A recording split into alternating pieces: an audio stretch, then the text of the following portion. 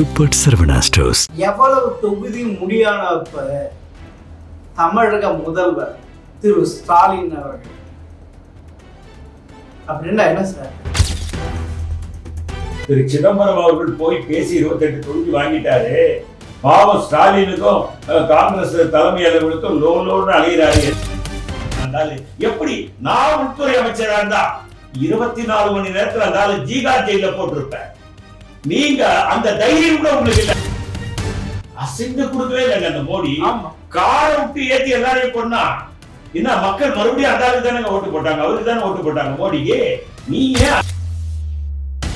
அப்படி வருத்தப்பட்டவர் ஏன் சார் விஜய் கூட போகாம முட்டுக்கட்டு போட்டாரு?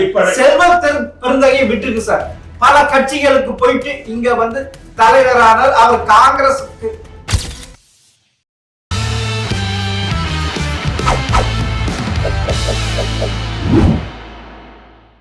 எம்டிவி நேயர்களுக்கு வணக்கம். காங்கிரஸ் கமிட்டியின் மூத்த தலைவர் பொன் கிருஷ்ணமூர்த்தி அவரை சந்திப்பு வாருங்க. வணக்கம் சார். வணக்கம் சார். கால சுத்தின சனியன் மாதிரி காங்கிரஸை தமிழக திமுக அப்படி இருக்கா? காங்கிரஸுக்கு இல்லை அப்படி சொல்ல வேண்டிய அவசியம் இல்லை. அவ்வளோ பெரிய வார்த்தையை உபயோகிக்க வேண்டிய அவசியம் இல்லை என்று நான் கருதுகிறேன். ஆனால் நாம் எடுத்து வைக்கக்கூடிய ஒவ்வொரு அடியும் வெற்றி பாதையை நோக்கி அடியாகத்தான் இருக்க வேண்டும் என்பது என்னுடைய கருத்து. 1989 ஒரு வாய்ப்பை இழந்தோம். ராஜீவ் காந்தி மரணித்த போது 91 ஒரு வாய்ப்பை இழந்தோம் காங்கிரஸ். அதன் பிறகு 96 ஒரு வாய்ப்பை இழந்தோம். இப்படி வாய்ப்புகளை இழந்து கொண்டே வருகின்ற போது இந்த நேரத்தில் ஒரு அருமையான காங்கிரஸ் எங்கும் பறந்து விரிந்து கிடக்கும் அளவிற்கு கொண்டு போகக்கூடிய இந்த நிலையில் கூட நாம் மீண்டும் சுருங்கிவிட்டோமே என்ற அந்த வருத்தம் இருக்கிறது. காலை சுற்றிய பாம்புன்னு நான் சொல்ல மாட்டேன். இல்லை, மறுபடியும் அங்கே போய் சுற்றிக்கணுமா, நம்ம சுற்றிக்கணுமான்னு நான் நினைக்கிறேன். அப்படி கிடையாது. காலை சுத்தின பாம்பாவது விட்டுடும். ஆனால் நீங்கள் காங்கிரஸும் திமுகவும் கூட்டணி அமைத்து எவ்வளவு தொகுதி முடியானப்ப தமிழக முதல்வர் திரு ஸ்டாலின் அவர்கள் அப்படின்னா என்ன சார்? அதான் அதுக்கு அர்த்தத்தை நான் நம்ம டிவிலே போன தடவை சொன்னேன். அதுக்கு அர்த்தம் நான் அதுக்கு தான் காலை சுத்தின பாம்பா அப்படின்ட்டு கூட பரவாயில்ல. இல்லை, சனியனு கூட ஏறநாட்டு சனியன் தான். புரியுதுங்களா? அதாவது காங்கிரஸ் பொறுத்த வரைக்கும் அப்படிதான் சொல்றாங்க. அந்த கை காட்டினதுக்கு நான் புரிந்து கொண்டது என்னன்னா, காங்கிரஸினுடைய கதையை முடித்து விட்டேன் அப்படின்னு அவர் சொல்றார். அதை ஒரு விழாவில் கூட ஒரு அம்மையார் அவரை பார்த்து அதை இன்னொரு தடவை காட்டுங்கன்னு கேட்குற அளவில் அது அவ்வளோ பெரிய வைரலாக காங்கிரஸை முடித்து விட்டேன் என்று சொல்வது கூட மிகப்பெரிய வைரலாகிவிட்டது. அவ்வளோ பெரிய அப்பாட்டக்கரா திரு ஸ்டாலின் அவர்கள் காங்கிரஸை அழிக்க ஏறக்குறைய 150 ஆண்டுகள் கண்ட கட்சி, நாட்டுக்காக சுதந்திரம் வாங்கிய கட்சி, ஒரு ஆள் இப்படி தமிழகத்தில் இப்படி ஆகி போச்சே சார் காங்கிரஸ் நிலைமை. காங்கிரஸ் கட்சியை அழிப்பதற்கு இன்னொருவர் பிறந்து வர வேண்டும். காரணம், காங்கிரஸ் என்பது இந்திய மக்களின் இரத்தத்தோடு கலந்து போன, நாளங்களோடு கலந்து போன ஒரு இயக்கம். குறிப்பாக தென்னிந்தியாவில் எடுத்துக்கலாமா? என்றுமே தென்னிந்திய காங்கிரஸ் கைவிட்டதில்லை. கண்டிப்பாக பாராளுமன்ற தேர்தலிலும் சரி, எதுவுமே சரி, எப்பொழுதுமே விட்டதில்லை. இப்போ கூடங்க என்னுடைய கருத்து என்னன்னா, நிறைய பேர் நீங்கள் கூட ஒரு தடவை கேட்ட மாதிரி எனக்கு ஞாபகம் இருக்குது, ஏன் விஜய் கூட போயிருந்தா என்னன்னு. ஆமாம். ஆனால் என்னுடைய கருத்து என்னன்னா, விஜய் கூட போகிறத விட என்னுடைய கருத்து தனித்து காங்கிரஸ் இந்த முறை இல்லை சார். நீங்கள் விஜய் கூட போயிருந்த ஒரு மாஸ் லீடர் விஜய் தமிழகத்தில் உன்னம் கேட்டால் தமிழகத்தை காங்கிரஸில் இருக்க தலைவர்களிலே ராகுல் காந்தியை தமிழக மக்கள் அதிகமாக விரும்புகிறாங்க சார். அவங்க 2 பேரும் கூட பிரியங்காவும் சேர்ந்து இந்த தமிழக சட்டமன்ற தேர்தலில் பயணித்திருந்தால் தமிழக அரசியலே ஒரு பெரும் மாற்றம் உண்டாயிருக்கும் சார்.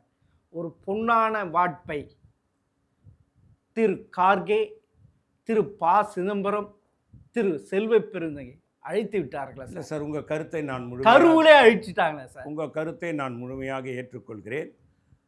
திரு விஜய் காங்கிரஸ் இணைந்திருந்தால் உங்கள் கருத்து 100% உண்மையாகி இருக்கும் என்ற எண்ணம் எனக்கும் இருக்கிறது. அதுவும் நீங்க விரும்புகிற மாதிரி தமிழகத்தில் எடுத்த எடுப்புல பயங்கரமா வளர்ந்துருக்கு சார். இருக்கும், நான் அதை மறுக்கலை. ஆனாலும் அப்படி ஒரு வேளை விஜயோட கூட்டணி போக ஏதாவது ஒரு தடைக்கல் இருந்தால் தனித்து கூட நாம் களம் கண்டிருக்கலாம் என்பது என்னுடைய கருத்து. ஏனென்றால் தமிழகத்தில் காங்கிரஸுக்கென்று ஒரு வரலாறு இருக்கிறது. 89 நான் பல முறை குறிப்பிட்டிருக்கிறேன். திமுக ஆட்சி அமைச்ச போது அம்மையார் ஜெயலலிதா 27 இடங்கள், காங்கிரஸ் 26 இடங்கள். இன்றைக்கும் வாக்கு சதவீதம் 24%.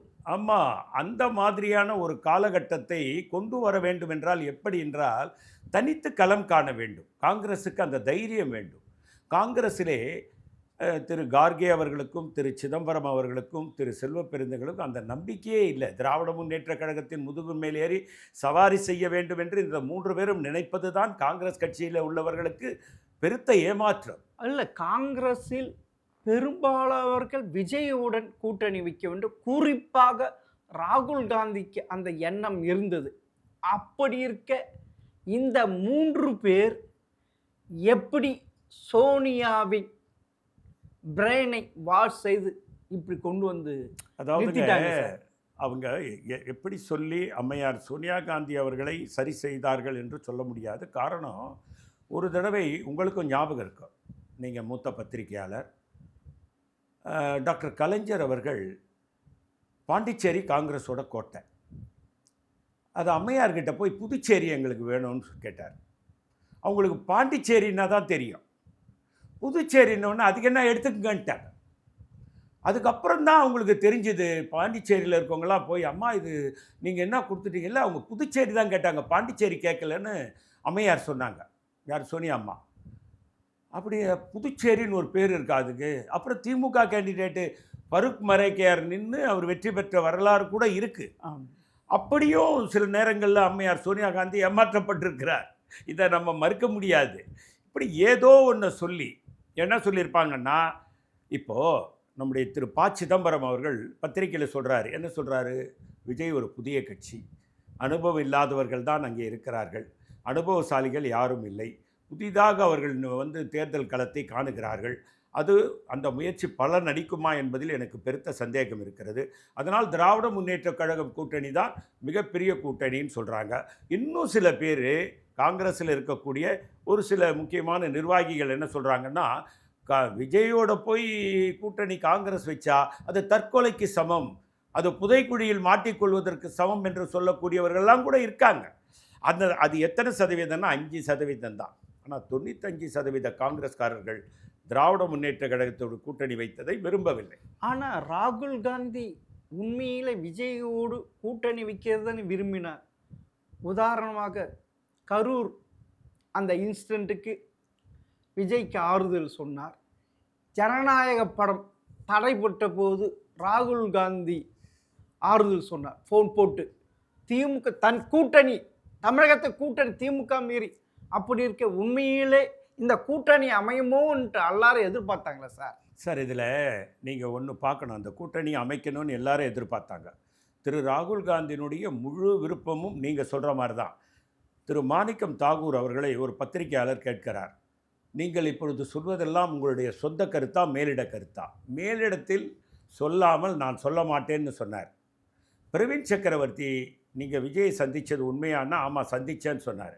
இன்றைக்கி பார்த்தீங்கன்னா பிரவீன் சக்கரவர்த்தி போட்டுக்கிற கமிட்டியில் கூட இருக்கார். அப்படின்னா நீங்கள் பார்த்தீங்கன்னா ராகுல் காந்தியோட அனுமதியோடு தான் மாணிக்கம் தாகூரும் பிரவீன் சக்கரவர்த்தியும் பண்ணாங்க. ஆனால் ராகுல் காந்தியினுடைய எண்ணத்திற்கு மாறாக, அவருடைய நோக்கத்திற்கு மாறாக அமைக்கப்பட்ட கூட்டணி இது என்பதில் எந்த சந்தேகமும் இல்லை. ஆமாம் சார், நீங்கள் சொல்கிற மாதிரி சந்தேகம் இல்லை. உண்மையிலே திமுக காங்கிரஸ் தொகுதி பங்கீடு முடிந்த பிறகு இதுவரைக்கும் ராகுல் காந்தி எதுவுமே வாய் தடுக்காமல் மௌனமாக இருக்கிறார். கேரளாவுக்கு இப்போ தற்போது வந்தார், தமிழகத்துக்கு வரலையே சார், அது உண்மை தானே சார்? அதாவதுங்க, அவருக்கு காங்கிரஸ் எவ்வளோ நாளைக்கு தமிழகத்தில் இப்படியே இருக்க வேண்டும், அதை ஒரு மாற்றத்தை உருவாக்க வேண்டும் என்ற எண்ணம் அவரிடத்தில் இருந்தது. தமிழகத்திலே பெருந்தலைவர் என்ற ஒரு அடையாளம் இங்கே இருக்கிறது. ஆகவே இதை அடுத்த கட்டத்திற்கு கொண்டு செல்லுவேன். தன் தந்தை இறந்த மண், இந்திரா காந்தி மேலே அளவில்லாத பாசம் கொண்டவர்கள், இளைஞர்கள் தன்னை விரும்புகிறார்கள் என்பதை ராகுல் காந்திக்கு தெரியும். தமிழகத்தில் இருக்கக்கூடிய படித்த இளைஞர்கள் எப்படி விஜயை விரும்புகிறார்களோ அதே அளவு ராகுல் காந்தியை விரும்புகிறார்கள் என்பது அவருக்கு தெரியும். இளைஞர்கள் இருவரும் ஒன்று சேர்ந்தால், நீங்கள் அஸ்ஸாமில் ஒரு தடவை உங்களுக்கு நல்லா தெரியும், மாணவர்கள் அசாம் கன பரிஷத்துன்னு ஒன்று தொடங்கி ஆட்சியே பிடிச்சாங்க. அவர் பேர் மகிந்தாவோ நான் நினைக்கிறேன். அவர் யாருமே நினைக்கவே இல்லைங்க. இன்றைக்கு சிதம்பரத்துக்கு அவர்களுக்கு நான் ஒரு பதில் சொல்ல விரும்புகிறேன். அஸ்ஸாமில் அஸ்ஸாம் கன பரிஷத்தை நீங்கள் மனசில் வச்சுக்கோங்க. அதுதான் விஜய். நீங்கள் அதை தான் காங்கிரஸ் சேரணும்னு ராகுல் காந்தி சொன்னார். அப்படி இல்லைன்னா நீங்கள் சிதம்பரம் என்ன சொல்லியிருக்கணும்? விஜய்க்கு அனுபவம் இல்லைன்றீங்க, ரைட்டு, தனித்து நிற்கணும்னு சொல்லுங்களேன் பார்ப்போம். திராவிட முன்னேற்ற கழக கூட்டணி தான் சரின்னு சொல்கிறீங்களே, 95% காங்கிரஸ்காரருடைய மனநிலைக்கு எதிராக நீங்கள் செயல்பட்டால் எப்படி இது சரியாக இருக்கும்? சார், அவர் ஒரு காங்கிரஸ்காகவா வளர்க்கிறார், காங்கிரஸ்காகவா பாடுபடுகிறார்? சிதம்பரம் உண்மையில் ஏற்கனவே 80 காங்கிரஸ் விட்டு போனவர், 1996 காங்கிரஸ் விட்டு போனவர், காங்கிரஸுக்கு எதிராக தனி கட்சி அமைத்தவர். உண்மையிலே ஆந்திராவில் காங்கிரஸ் அழித்தவர் அவர் தானே சார். ஒய்எஸ்ஆர் காங்கிரஸ் உருவாகி ஜெகன்மோகன் ரெட்டி முதல்வர் ஆவதுக்கு அவர் தானே சார் காரணம். சார், உள்துறை அமைச்சராக இருந்தபோது, அன்றைக்கு ராஜசேகர் ரெட்டி விமான விபத்தில் இறந்தபோது அன்னை சோனியா காந்தியும் டாக்டர் மன்மோகன் சிங்கும் உடனடியாக பறந்து போனார்கள், தேடினார்கள், அவருடைய உடலை கொண்டு வந்தார்கள், அங்கேயே இருந்து அடக்கமெல்லாம் செய்துவிட்டு, அன்னை சோனியா காந்தி மனதில் என்ன எண்ணம் இருந்ததுன்னா, ஜெகன்மோகன் ரெட்டியை முதல்வராக்கணும் தான் இருந்தது. ரோசையா என்ற ஒரு மனிதரை தேர்வு செய்தவர் திரு சிதம்பரம் அவர்கள். இந்த உண்மை யாருக்கும் தெரியாது. அதற்கு காரணம் என்னவென்று நான் சொல்லுகிறேன். திரு ரோசையா அவர்கள் செட்டியார், திரு சிதம்பரம் அவர்கள் செட்டியார். ஜாதி பாசத்தினால் அவரை புறந்தள்ளிவிட்டு ரோசையாவை முதல்வராக கொண்டு வந்தார். ரோசையா எப்படிப்பட்டவர் என்பதை காட்டி கொடுத்து விட்டார். முதல்வர் பதவியிலிருந்து அவரை கவர்னர் ஆக்கினார். ஆமாம், தமிழக கவர்னர் ஆக்கியதற்கு பிறகு அவர் முழுக்க காங்கிரசுக்கு எதிர்ப்பான மனநிலையில் அம்மையார் ஜெயலலிதா இருக்கும்போது அவர் அதிமுகவே மாறி போனார் ரோசையா. அதாவது அந்த கவர்னர் சொல்லுவார்கள், அதிமுக தொண்டராகவே மாறிவிட்டார், உறுப்பினராக மாறிவிட்டார். அவரை மாற்றக்கூடாது என்று வாதாடினவர் ஜெயலலிதா. அவரை கவர்னராக நியமித்தவர் திரு சிதம்பரம். அவரை மாற்றக்கூடாது என்று வாதாடியவர் அம்மையார் ஜெயலலிதா என்றால், எப்படிப்பட்டவரை காங்கிரசுக்கு துரோகம் செய்கிற ரோசையா என்பவரை முதல்வராக தேர்வு செய்து 44 இடங்களும் லட்டு மாதிரி கிடைக்கிற ஆந்திராவில் ஒரு சீட்டு கூட கிடைக்காம செய்த புண்ணியவான் நம்முடைய சிதம்பரம் அவர்கள் தான். உண்மையிலே நான் கேட்குறேன், இப்போ தொகுதி பங்கீடு முடிஞ்சு போச்சு.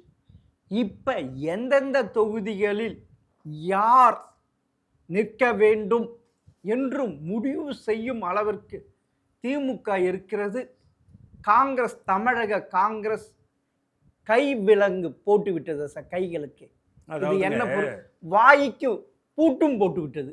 ராகுல் எதுவுமே இப்படி கைதியாக நிக்க வச்சுச்சு சார், மௌனமாக. திரு ஸ்டாலின் எதிரில் ராகுல் காந்தியினுடைய கூட்டணியில் நாம் இந்த முறை இணையக்கூடாது என்ற முடிவெடுத்ததற்கு இப்போ நீங்கள் சொன்னதும் ஒரு காரணம். அவர்கள் நாம் கேட்கும் வலுவாக காங்கிரஸ் இருக்கிற இடத்தை நாம் கேட்பதை அவர்கள் கொடுப்பதில்லை. ஒன்று. இரண்டாவது, வேட்பாளர்களை சில நேரங்களில் அவர்களே சொல்லுவார்கள், இவர்தான் நிற்கணும் இங்கே, அப்படி என்று சொல்வதை நாம் ஏற்றுக்கொள்ளுகின்ற அளவில் நம்மளை அவர்கள் ஆட்படுத்துவார்கள் என்பதில் சந்தேகம். இந்த அனுபவம்லாம் ராகுல் காந்திக்கு வந்ததுனால தான் திராவிட முன்னேற்ற கழகம் எப்பொழுதும் நம்மளை மிரட்டி பணிய வைக்க பார்க்கும். இவரை நிற்க வைத்தால், நீங்கள் சொல்லுகின்ற ஆளை நிற்க வைத்தால் தோற்று விடுவார், அவரிடத்திலே பணம் இல்லை, செலவு செய்ய பணம் இல்லை, நான் சொல்லுகிற ஆளை காங்கிரஸிலேயே வேட்பாளர் அவங்க தேர்வு செய்வாங்க. ஆமாம், தொகுதியும் இப்போ அவங்க தான் தொகுதி செய்கிறாங்க. இப்போ கூட 28 தொகுதி கேட்டாங்களே தவிர 28 தொகுதி நாங்கள் கேட்குற தொகுதி தெரியல. எனக்கு காலையில் ஒரு நண்பர் சொன்னார், காங்கிரஸில் ஒரு முக்கியமான புள்ளி, திரு சிதம்பரம் அவர்கள் போய் பேசி 28 தொகுதி வாங்கிட்டாரு, பாவம் ஸ்டாலினுக்கும் காங்கிரஸ் தலைமை அலுவலகத்தும் லோன்னு அலையிறாரு. எதுக்கு அலையிறாருன்னா, இந்த தொகுதி வேணும்னு காங்கிரஸ் தலைமை கேட்டதை அவங்க முடியாதுன்னு சொல்கிறாங்க. அதனால் ஏண்டா இதில் நம்ம தலையிட்டோன்னு சிதம்பரம் வருத்தத்தில் இருப்பதாக என்னிடம் குறிப்பிட்டார். அது உண்மையா பொய்யா என்பது தெரியாது. அப்படி அவர் சொன்னது உண்மையாக கூட இருக்கலாம். அப்படி வருத்தப்பட்டவர் ஏன் சார் விஜய் கூட போகாம முட்டுக்கட்டு போட்டாரு? அதை செல்வ பெருந்தகையை விட்டுக்கு சார். பல கட்சிகளுக்கு போயிட்டு இங்க வந்து தலைவரானார். அவர் காங்கிரஸுடைய கொள்கை என்ன, பிடிப்பு என்ன, அதனுடைய போராட்ட குணம் என்ன, இந்த நாட்டுக்காக எத்தனை பேர் உயிர் தியாகம் செஞ்ச அந்த வரலாறு தெரியாத செல்வ பெருந்தகையை நீங்க தமிழக காங்கிரஸ் கமிட்டி தலைவராக போட்டா எப்படி சார்? சார் இதில் ஒன்று என்னன்னா, காங்கிரஸுக்கு வந்து எப்பவுமே 3 இயக்கங்கள், காங்கிரஸ், பிஜேபி, கம்யூனிஸ்ட். 2000 கிலோமீட்டருக்கு அண்ணாண்ட தான் அதனுடைய தலைமை இருக்குது. ஆமாம், டெல்லி தான் எங்கள் தலைமை. 2000 கிலோமீட்டர். ஆகவே அவர்களுக்கு வந்து சில விஷயங்கள் புரியாமல், அது அந்த காலம். இப்போ ஒரு செகண்ட்ஸ்ல புரிஞ்சு இல்லை சார், இப்போவும் அப்படி தான் நடந்துச்சு. அதனால் அவர்கள் யாரை போடுகிறார்களோ அவர்களை ஏற்றுக்கொண்டு பணியாற்ற வேண்டியது ஒரு கடமையாக போய்விட்டது என்பதை நான் மறுக்கவில்லை. உங்களுடைய கூற்றில் உண்மை இல்லை என்றும் நான் மறுக்கவில்லை. ஆனால் திரு சிதம்பரம் அவர்கள் இதை யோசித்து செயல்பட்டிருக்க வேண்டும். அவர்கள் கடந்த கால வரலாறு என்ன என்பது அவர்களுக்கு தெரியும். இதே திரு சிதம்பரம் அவர்களை டாக்டர் கலைஞர் என்ன சொன்னார்? சின்ன பையன் சிதம்பரம்னு சொன்னார். ஆமாம், சொன்னாரா இல்லையா? ஆமாம். அப்போ புத்தக வெளியீட்டு விழாவில் அப்போது இதெல்லாம் அவருக்கு அவருக்கு மனசில் இருக்கும். எங்களுக்கெல்லாம் மனசில் இருக்குங்க. திரு சிதம்பரம் அவர்களை போய் சின்ன பையன் சிதம்பரம் சொன்னார் என்ற வருத்தம் எனக்கு இருக்க தவிர அவருக்கு இல்லை. உண்மையிலே கருணாநிதியை விட ப. சிதம்பரம் அறிவாளி, பெரும் அறிவாளி. ஆனால் இவருக்கு கிடையாது. அப்படிப்பட்ட சிதம்பரம் சின்ன பையன்ட்டார் சார். அதாவதுங்க, நான் கலைஞர் விவரம் இல்லாதவர் என்பதை நான் ஏற்றுக்கொள்ள மாட்டேன். அறிவில் கூட, பொருளாதாரத்தில், உலக அறிவில் சூத்திரதாரி. இது இல்லை, அவர் சூத்திரதாரின்றதுல கலைஞர் அடிக்கிறதுக்கு ஆள் இல்லை. இவர் அறிவாளியாக இருக்கலாம், ஆனால் ஆற்றல் மிக்கவராக இல்லையே என்ற வருத்தம் ஒரு காங்கிரஸ்காரனாக எனக்கு சிதம்பரம் மீது இருக்கிறது. ஆற்றல் மிக்கவராக அவர் இல்லை. அவர் ஆற்றல் மிக்கவராக தெளிவானவராக இருந்தால் வினோத் ராய் என்ற ஒரு நபரை சிஏஜி சேர்மனாக நியமித்திருக்க மாட்டார்கள். மன்மோகன் சிங்கும் அவரும் இருவரும் செய்த தவறு தான் வினோத் ராய் என்ற ஒரு கண்டுபிடிப்பு. அவரை கையில் எடுத்துடுச்சு பிஜேபி. 30,000 கோடி ஊழல் என்று சிபிஐ 2G வழக்க பதிவு செய்து 1,76,000 கோடின்னு சொல்றது யாரு? வினோத் ராய். ஆமா, இவர்கள் மன்மோகன் சிங்காலையும் சிதம்பரத்தாரையும் சிஏஜிஆ தலைவராக நியமிக்கப்பட்ட கேரளா ஐஏஎஸ் கேடரான வினோத் ராய் தான் அந்த குற்றச்சாட்டை வைக்கிறார். ஜாயிண்ட் பார்லிமெண்ட் கமிட்டியில் கூப்பிட்டு அவர் கேட்குறாங்க, 30,000 கோடி இழப்புன்னு தான் சொல்கிறாங்க சிபிஐ, நீ 1,76,000 கோடி ஊழல் என்று எப்படின்னு கேட்டால் அவர் யாருக்குமே புரியாத கணக்கெல்லாம் சொன்னார். ஒரு மூல மழுங்கின மனிதர் மாதிரி பேசிட்டு போனார். 5 ஆண்டு பிஜேபி ஆட்சியில் அறிவு சார்ந்தவர் சிதம்பரம் என்பதை. ஆனால் ஒரு வினோத் ராய் என்ற அந்த சிஏஜி கூட ஒரு அதிகாரியை சரியாக கண்டுபிடித்து போட முடியவில்லை என்று சொன்னால் எப்படி அர்த்தம்? இதே கருணாநிதி அப்படி செய்வாரா? தனக்கு அடிபணிந்து போகக்கூடிய, தான் எல்லுன்னா என்னன்னு சொல்கிறால தான் போடுவார். உன்னங்கட்டா UP 1 UP 2ல தனக்கு வேண்டிய அமைச்சர் இலாக்காக்கள் எது என்று கேட்டு வாங்கி வந்தவர் தானே திரு கருணாநிதி அவர்கள். அன்னைக்கு நீங்க இது பண்ணீங்கல்ல, அன்னைக்கு காங்கிரஸ் அந்த தவறை செய்திருக்க கூடாது. 16 எம்பிக்கள் இருந்தார்கள், 8 அமைச்சர்கள், மத்திய அமைச்சர், அது கேபினெட் அமைச்சர்கள், பெரும்பாலும் 8 அமைச்சர்கள் கொடுத்தோம். அது மிகப்பெரிய தவறு. இப்பொழுது கூடங்க எனக்கு என்ன வருத்தம்னா, இவங்க கூட்டணி போய் திரு சிதம்பரம் பேசுனதில் தப்பு இல்லை. ஆனால் இருங்களேன், ஒரே ஒரு விஷயம். ஆனால் அவர் என்ன கேட்டிருக்கணும்? ராகுல் காந்தி என்ன சொல்லி அனுப்பினார்? ஏன் கிரீஷ் ரோடங்கர் வெளியே வரல? ஆட்சியில் பங்கு வேணும், உள்ளாட்சியில் 20% வேணும். இது ரெண்டையுமே பேசாமல் நீங்கள் வெறும் 28 சீட்டை வாங்கி வரத்துக்கு நீங்கள் ஏன் போனோம்? எங்கள் அம்மையார் கனிமொழி ராகுல் காந்தியை சந்திக்கும் போது 28 சீட்டு ஒரு ராஜ்யசபான்னு அன்றைக்கே பேசிட்டாங்கங்க. அன்றைக்கே ராகுல் காந்தி கனிமொழி ஒப்பந்தம். அது ஆட்சி அதிகாரத்தில் பங்கு அண்ணா தான் முடிவு பண்ணணும்னு அம்மையார் கனிமொழி சொன்னாங்க. அப்போ இவர் என்ன போய் பேசி பெரிய சாதனை பண்ணிட்டாரு? அதுதான் என்னுடைய கேள்வி. ராகுல் காந்தி இப்போ தான் கேட்குறாரு. என்னிடம் அம்மையார் கனிமொழி 28 சீட்டு தரேன்றார் அண்ணா, ஒரு ராஜ்யசபா தரேன்றாரு, நீங்கள் இதை ஒத்துக்கங்கன்னு சொன்னாங்க. இல்லைம்மா, ஆட்சி அதிகாரத்தில் பங்குன்னு மட்டும் சொல்லுங்கள், 28 சீட்டு ஓகே, ஒரு ராஜ்யசபா சீட்டு ஓகே, ஆனால் ஆட்சியில் பங்கு வேணும், 4 அமைச்சர்களாவது அட்லீஸ்ட் எங்களுக்கு வேணும்னு சொன்னார். அதை கேட்டு வாங்கிட்டு வந்திருந்தா சிதம்பரமும் திறமைசாலி தான், படித்தவர் தான், உலக மேதை தான், நான் ஒப்புக்கொள்கிறேன். ஆனால் அதெல்லாம் நீ வாங்காமலே பெரிய சாதனையாளர் என்று காட்டிக்கொண்டு இன்றைக்கு கேட்ட சீட்டை கொடுக்கல என்று அறிவாலயத்திற்கும் சத்தியமூர்த்தி பவனுக்கும் அலைகிறார் என்று அவருக்கு வேண்டிய ஒரு நண்பர் தான் காலையில் எனக்கு சொன்னார். சரி சார், உண்மையிலே 2026 சட்டமன்ற தேர்தலில் இந்த 28 தொகுதிகளில் மற்ற தொகுதிகளில் காங்கிரஸுக்கு ஓட்டு போடுவாங்களா அவங்களே, அப்புறமா திமுகவுக்கு ஓட்டு போடுமா? இப்படி எது எந்த நிலைமையில இருக்கு? ஜெல்லாவது இருக்கல சார். காங்கிரஸ்காரர்கள் மத்தியில் கடும் அதிருப்தி இருக்கு, நான் மறுக்கவே மாட்டேன். சற்று முன் நான் சொன்னபோது 90லேருந்து 95% காங்கிரஸ்காரர்கள் இந்த கூட்டணியை ஏற்கவில்லை. அவர்களுடைய மனம் இன்னும் ஆறுதல் அடையவில்லை. நான் இன்று காலையில் கூட பல பேர் என்னிடம் பேசியவர்கள், எங்கள் மனம் இன்னும் கூட சமாதானம் அடையவில்லை, ஆட்சி அதிகாரத்தில் பங்காவது கேட்டு திரு சிதம்பரம் பெற்று வந்திருந்தால் நாம் அவரை தூக்கி வைத்து கொண்டாடலாம்.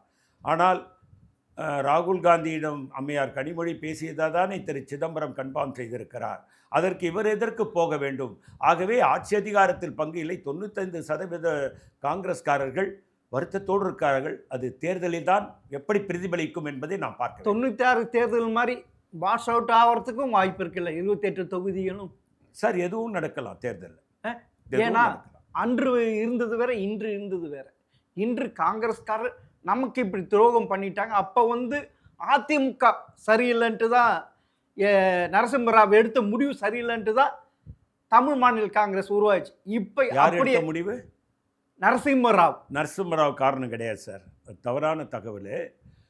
நரசிம்மராவ் திரு மூப்பனார் அவர்களும் திரு சிதம்பரம் அவர்களும் திரு நரசிம்மராவை பார்த்து அண்ணா திராவிட முன்னேற்ற கழகத்தோடு கூட்டணி வைத்தால் நாம் தோற்று விடுவோம், மிகுந்த அந்த அம்மையார் மீது அவர் ஆட்சி அதிருப்தி இருக்கிறது, அவருடைய வளர்ப்பு மகன் திருமணம் என்பது மக்கள் மத்தியில் ஒரு அதிருப்தியை ஏற்படுத்தியிருக்கு. அந்த தேர்தலில் நான் கூட காங்கிரஸ் அதிமுக கூட்டணியில் வேட்பாளராக நின்று மரகதம் சந்திரசேகர் தமிழ் காங்கிரஸ் கமிட்டி எனக்கு அவங்க தான் வாங்கி கொடுத்தாங்க. அப்போது அந்த நேரத்தில் நரசிம்மராவை பார்த்து திரு மூப்பனார் திரும்ப சொல்லும்போது எனக்கு எந்த பிரச்சனையும் இல்லை, திமுக கூட நீங்கள் போனாலும் அதிமுக கூட போனாலும் எனக்கு ஆட்சேபனையே கிடையாது. ஆனால் ஒன்றே ஒன்று தான், பிரியங்கா காந்தி திராவிட முன்னேற்ற கழகம் தன் தந்தையின் கொலையில் அவர்களுடைய கை இருப்பதாக நினைக்கிறார். கொலையில் நீங்கள் போய் சோனியா காந்தியை பிரியங்கா காந்தியை சமாதானப்படுத்தி விட்டு வாருங்கள். நாங்கள் எப்படி போக முடியும்னு திரு மூப்பனார் சொன்னபோது திரு மணிசங்கர் ஐயரை நரசிம்மராவ் அம்மையார் சோனியா காந்தியிடம் அனுப்பினார். மணிசங்கர் ஐயரோடு யார் போனாங்கன்றதே நான் சொல்லிடுறேன். மணிசங்கர் ஐயரை கேட்டு பார்க்கறதுக்கு கூட இங்கே இருக்கக்கூடிய காங்கிரஸ்காரர்கள் ஜெம் டிவியை பார்ப்பவர்கள் என்ன இவருக்கு ஏதோ சொல்கிறாரேன்னு நினைக்கிற வேண்டாம். மயிலாடுதுறையில் இன்றைக்கும் முன்னாள் தமிழ்நாடு இளைஞர் காங்கிரஸ் திரு சிதம்பரம் அவர்கள் இளைஞர் காங்கிரஸ் தலைவராக இருப்பதற்கு முன்னால் தமிழ்நாடு இளைஞர் காங்கிரஸ் தலைவராக திரு ராமசிதம்பரம் இருந்தார். அவர்கிட்ட செக்ரட்டரியாக இருந்தவர் தான் திரு ப. சிதம்பரம். அவர்தான் மணிசங்கர் ஐயரோடு சோனியா காந்தியிடம் போகிறார். இருவரும் சோனியா காந்தியிடம் பேசும்போது திராவிட முன்னேற்ற கழகத்தோடு கூட்டணி என்ற பேச்சுக்கே இடமில்லை என்று சொன்னவர் சோனியா காந்தி. சோனியா காந்தி சொன்னதை ராம சிதம்பரமும் திரு மணிசங்கர் ஐயரும் நரசிம்மராவிடம் சொல்கிறார்கள். ஆனால் அன்று 96லேயே திமுகவுடைய கதையே முடிந்திருக்கும். ஆனால் இதே ப. சிதம்பரமும் மூப்பனார் அவர்கள் அதுக்கு உயிர் கொடுத்தார்கள். இல்லைன்னா 96லேயே. இன்னொரு விஷயத்தையும் நான் இங்கே பதிவு செய்ய விரும்புகிறேன்.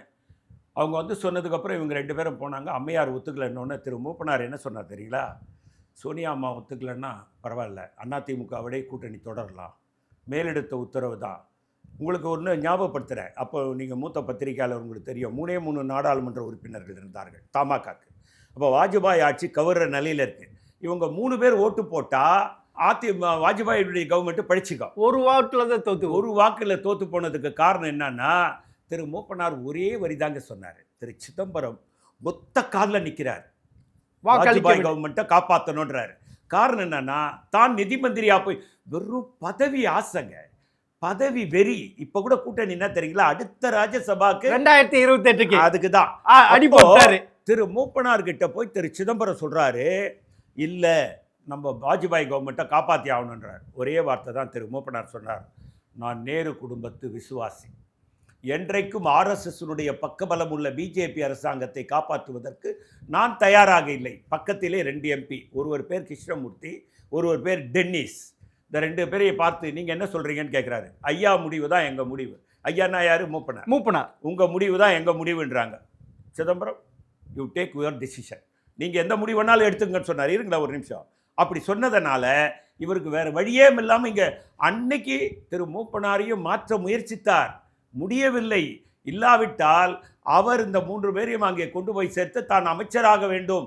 ஏன்னா டென்னிஸோ கிருஷ்ணமூர்த்தி அமைச்சராக முடியாது, இவர் அமைச்சராகணும் என்ற நோக்கத்திற்காகவே அன்றைக்கு மூப்பனார் அதற்கு நான் நேரு குடும்பத்து விசுவாசி என்று ஒரே வரியில் முடிச்சிட்டார். உண்மையிலே திமுக UP1 UP2ல செய்த ஊழல் இல்லை, ஊழல் என்று நீங்கள் சொன்னீங்கல்ல, 1,78,000 2G தானே இது வரைக்கும் மத்தியில் காங்கிரஸ் வெற்றி பெறாமல் ஆட்சி அமைக்க முடியாமல் போகிறது. இன்னும் மக்கள் எடுத்து அதுதானே இருக்கு சார். அதாவது டிஎம்கே கூட அதுலேருந்து மீண்டு வந்துடுச்சு, ஆட்சியை பிடிச்சிடுச்சு. ஆனால் நாம ஆட்சியை வட இந்தியாவில் அன்னைக்குங்க அண்ணா சாரை என்ற ஒருத்தரை குல்லா போட்டு பட்னவியாஸ் இன்னைக்கு இருக்காருல்ல, ஆமாம், அவர் தான் அண்ணா சாராவை கண்டுபிடிச்சவர். அவர் போய் அண்ணா சாரை பார்த்த உடனே இந்த ஆள் தோற்றம் நல்லா இருக்கு. அவர் யாருன்னு கேட்டிங்கன்னா, ஒரு கர்னலுக்கு டிரைவராக இருந்தவர், இராணுவத்தில் டிரைவராக பணியாற்றுவனுங்க அண்ணா சாரு. அந்த ஆள் ஒன்றும் பெரிய தியாகிலாம் கிடையாது. அந்த ஆள் அவன் சும்மா இங்கே ஒரு கிராமத்தில் உட்காந்துருந்தாலும் குல்லா போட்டுட்டுன்னு வந்து இந்த பட்னவியாஸ் உட்கார வச்சுட்டாரு. இந்த கெஜ்ரிவால், அந்த கிரண் பேடி, அந்த ஒரு சாமியார் ஒருத்தருக்கான், அவனெல்லாம் கூப்பிட்டு எல்லாரையும் பட்னவியாஸ் தான் கூப்பிட்டு வந்து உட்கார வச்சு ஒரு பிம்பத்தை உருவாக்கி பெரிய ஊழல்ன்றாங்க. அன்றைக்கி என்னங்க பண்ணியிருக்கணும்? இவர் தான் உள்துறை அமைச்சர். ஒரே நிமிஷங்க எல்லாரையும் கொண்டு போய் தீகார் ஜெயிலில் போட்டிருந்தா வாயை மூடின்னு வீட்டுக்கு போயிருப்பானுங்க. ஊழல் நடந்ததா? 2G ஊழலுக்காக தான் அவர் உண்ணாவிரதம் இருந்தார். ராஜாவையும் கனிமொழியும் கைது பண்ணது யார்? அறிவாலயத்தில் தயால் அம்மாவை மேலே அமலாக்கத்துறை விசாரணையும் கீழே பண்ணது யார்? அன்னைக்கே நீங்கள் தான் நிதி அமைச்சர். ஏங்க அந்த அண்ணா சாரே 200 நாள் உண்ணாவிரதம், கிட்டத்தட்ட 3/4 வருஷம் உண்ணாவிரதம் இருந்தாங்க. அந்த ஆள் எப்படி? நான் உள்துறை அமைச்சராக இருந்தா 24 மணி நேரத்தில் அந்த ஆள் ஜீகார் ஜெயிலில் போட்டிருப்பேன்.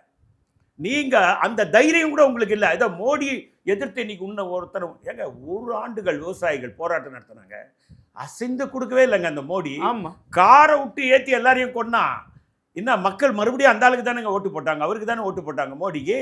நீ ஏன் அண்ணா சாரே நம்ம ஆட்சிக்கு எதிர்ப்பா சொல்கிறாரு, அவரை தூக்கி உள்ளே போடுறதுக்கு தைரியம் இல்லாமல் உள்துறை அமைச்சர் பதவி எதுக்கு? கனிமா தயால் அம்மாவை மேலே விசாரிக்கிறாங்க, அமலாக்கத்துறை வருது, எதுக்கு நிதி அமைச்சர் பதவி? தைரியம் இல்லாத ஒருவர் அந்த பதவியில் ஏன் இருக்கணும்? அண்ணா சாரே 3/4 வருஷம் உண்ணாவிரதம் இருந்தாங்க. அதனுடைய விளைவு தான் என்ன ஆயிடுச்சுன்னா, இவ்வளோ பெரிய மனுஷன் இருந்தாலும் யாருன்னே தெரியாதுங்க. இப்போ அந்தாலும் எங்கே அண்ணா சார் இவ்வளோ பெரிய ஊழல் நடக்குது, ஒரு கிராமத்தில் மூலையில் உட்காந்துட்டு இருக்காரு, பெரிய தொகையை வாங்கிக்கிட்டு தான் அந்தால் உண்ணாவிரதத்துக்கு. இதெல்லாம் கண்டுபிடிக்கவே இல்லைங்க. ஏன்னா இந்த ஆட்சி இன்ன வரைக்கும் வராமல் போனதுக்கு காரணம் அந்த ஊழல். ஆனால் என்னாச்சு? சிபிஐயினுடைய நீதிபதி சைனி அவர்கள் விடிய விடிய காத்திருந்தேன், உறக்கமில்லாமல் காத்திருந்தேன், ஒருத்தவங்க கூட சாட்சி சொல்ல வரல, நீங்களாம் நிரபராதி வெளியே போடான்ட்டா சார். இப்போ எடுத்துக்க திரும்பவும் இதே திமுக தானே மத்தியில் காங்கிரஸை உட்கார வைக்க முடியாமல் செய்கிறது. ஏன்னா இங்கிருக்கிற துணை முதல்வர் திரு உதயநிதி சனாதனத்தை கொசு, டெங்கு, மலேரியா, கொரோனா போல் அழிப்பேன்னு சொன்னார். அதுதானே சார் பாஜக எடுத்தும் போயிட்டு வட இந்தியாவில் பரப்பி காங்கிரஸ் ஒண்ணுமில்லாத செஞ்சிருக்கு சார். நானே அதுதானே சார், இதுதானே உண்மையிலே காங்கிரஸ் திமுகவோட கூட்டணி வைப்பதனால தானே சார் இந்த நிலைமைக்கு ஆயிட்டு இருக்கு. மத்தியில் ஆட்சிக்கு வர முடியாத ஆட்டம் இது. ஏன் சார் புரிஞ்சிக்கல? இந்த திமுக காங்கிரஸ் கூட்டணிக்கு தேவையா? திரு ராகுல் காந்தி எடுத்தது கரெக்ட் தானே? இப்ப கரெக்ட் சார். அவருக்கு இதெல்லாம் தெரிஞ்சு தான் எடுத்தார். உங்களுக்கு பீகார் தோல்விக்கு என்ன காரணம்னு திரு சாது யாதவ், அவர் யாருன்னா லாலு பிரசாத்தோட மச்சான். ஆமாம், அவர் என்னுடைய நெருங்கிய நண்பர். அவரிடம் நான் கேட்டேன், இந்த 10,000 ரூபா போட்டது தான் அந்த வெற்றியாக இல்லை, தோல்விக்கு என்ன காரணம்? திரு ஸ்டாலின் அவர்கள் இங்கே வந்தார்கள், அவர் வந்ததனால் ஓட் ஷோருக்கு வந்தார். ஒரு பக்கம் தேஜஸ் யாதவ், ஒரு பக்கம் ராகுல் காந்தி, இடையில இவரை நிறுத்திட்டாங்க. அதுக்குள்ளே பிஜேபியினுடைய ஐடி விங்கு, இப்போ நீங்கள் சொன்னீங்கல்ல, துணை முதல்வர் திரு உதயநிதி ஸ்டாலின் பேசினார், சனாதனம் என்பது கொசு, அது போன்று இதையும் அழிக்கணும்னு சொன்னார். அதை அப்படியே கொண்டாண்டாங்க, அதை இந்தியில் டிரான்ஸ்லேட் பண்ணிட்டாங்க. இதை விட கொடுமை என்னன்னா, அன்னைக்கு பீகார் போகிறதுக்கு முன்னால் சட்டமன்றத்தில் எந்த வழியாக இந்தி உள்ளே வந்தாலும் நாங்கள் அனுமதிக்க மாட்டோம்ன்ற ஒரு தீர்மானத்தை நிறைவேற்றிட்டு பீகாருக்கு போனார் பாருங்க. அதை அப்படியே அசம்பிளி ப்ரொசீடிங்ஸ் எடுத்து இந்தியில் டிரான்ஸ்லேட் பண்ணி ஒவ்வொரு ஃபோனை திறந்தா 18 வயசு பையன் ஃபோனில் அது இருக்குது. பார்த்ததுக்கப்புறம் எப்படிங்க ஓட்டு போடுவான்? அதை விட இன்னொரு கொடுமை, இதெல்லாம் பார்த்துட்டு திரு ஸ்டாலின் அவர்கள் அங்கே போயிட்டு வந்தோடனே பீகார் மக்கள் தமிழகத்தில் தாக்கப்படுகிறார்கள் என்ற ஒரு குரலை ஓங்கி அடித்தவுடன் பிரதமர் மோடி தமிழகத்தில் பீகாரிகள், குறிப்பாக பீகாரிகள் தாக்கப்படுகிறார்கள் அப்படி என்ற ஒரு அவல நிலை இருக்கிறது என்று யாரோ ஒரு சிலர் கொளுத்தி போட்ட விதை, அதையும் ஐடி விங்கு போட்டு பீகாரை எவனோ ஒருத்த கதறான். அவன் பீகார்காரன் தானான்னு தெரியாது, கிடையாது, இவன் பீகார் தானா, இவன் பீகாரிகாரன், இவன் அடிக்கிறாங்கன்னு அதையும் போட்டு அப்படிப்பட்ட ஆட்கோர் இந்தி பெல்ட்டுங்க இது. நம்ம இது ஆட்கோர் இந்து பெல்ட். இந்துக்களுக்கும் சனாதனத்திற்கும் இந்திக்கும் இந்து தர்மத்திற்கும் எதிர்ப்பாக இருக்கக்கூடிய திராவிட முன்னேற்ற கழகத்திற்கு அதனுடைய தலைவர் இங்கே வந்து பிரச்சாரம் செய்கிறார். அவருடைய மகன் சனாதனத்திற்கு எதிர்ப்பாக இருக்கிறார். அவர்களுக்கா உங்கள் வங்கி என்று டெல்லி பிஜேபியினுடைய ஐடி விங் போட்ட உடனே எல்லாம் வீழ்ச்சிக்கிட்டான். சாதி யாதவ் சொல்கிறாரு, 1 லட்சம் போட்டிருந்தாலும் எங்களுக்குத்தான் வாக்களித்திருப்பார்கள். கருத்து கணிப்புகள் தேஜஸ் யாதவ் தான் முதல்வர், காங்கிரஸ் லால் கூட்டணி தான் வெற்றி பெறும் என்று சொன்னார்கள். இந்த திரு ஸ்டாலின் மட்டும் வராமல் இருந்தால் நாங்கள் தான் வெற்றி பெற்றிருப்போம் என்று சொல்லக்கூடிய நிலையில் இருக்கிறது. நீங்கள் சொன்ன கருத்து அருமையான கருத்து. 20 மாநிலங்கள் நாங்கள் ஆட்சி இருந்தோம், ஒன்றொன்னா இழந்துட்டோம். திராவிட முன்னேற்ற கழக கூட்டணி தான் காரணம். இப்பொழுதும் நாம் கூட்டணி வைத்திருப்பது மிகவும் தவறு. இப்பொழுது நமக்கு வரக்கூடிய தகவல் என்னவென்றால், திரு விஜய் அவர்கள் வந்து ஏதோ கூட்டணி மாறிப்போய் ஏதோ ஒரு முயற்சி எடுக்கிறார் என்று கூட சொல்கிறார்கள். நாம் தேர்தலை கடுமையாக சந்திக்க வேண்டிய நிலைமை இருக்கும். காங்கிரஸ்காரர்கள் வருத்தத்தில் இருக்கிறார்கள். திராவிட முன்னேற்ற கழக தலைவர்கள், குறிப்பாக முதல்வர் ஸ்டாலின் அவர்கள் விட்டு கொடுத்து போகக்கூடிய மனப்போக்கை கையாள வேண்டும். இல்லாவிட்டால் நமக்கு மிகுந்த எதிர்பாராத நிகழ்வுகளால் நடப்பதற்குண்டான வாய்ப்புகள் இருக்கிறது என்பதை அழுத்தமாக பதிவு செய்ய விரும்புகிறேன். பார்க்கலாம் சார், இன்னும் 2 மாதங்கள். ஆனால் மத்தியில் காங்கிரஸ் சோனியாவை ராகுல் காந்தி கைவிட்டு, ஆனால் ராகுலை தன் தங்கை பிரியங்கா கைவிடவில்லை. இருவரும் ஒன்றாக தான் இருக்கிறார். ஆனால் தமிழகத்துக்கு பிரச்சாரத்துக்கு வருவாங்களா? வருவாங்க சார் அப்படின்னு நினைக்கிறேன். வருவாங்கன்னு நான் எதிர்பார்க்கிறேன். இப்படி மூக்கு உடைஞ்ச பிறகு வருவாரா? நான் எதிர்பார்க்கிறேன், வருவார்கள். பார்க்கலாம் சார், பார்க்கலாம், பொறுத்திருந்து பார்க்கலாம். மிக்க நன்றி, வணக்கம். ஜெம் டிவி நேயர்களுக்கு அன்பான வணக்கம்.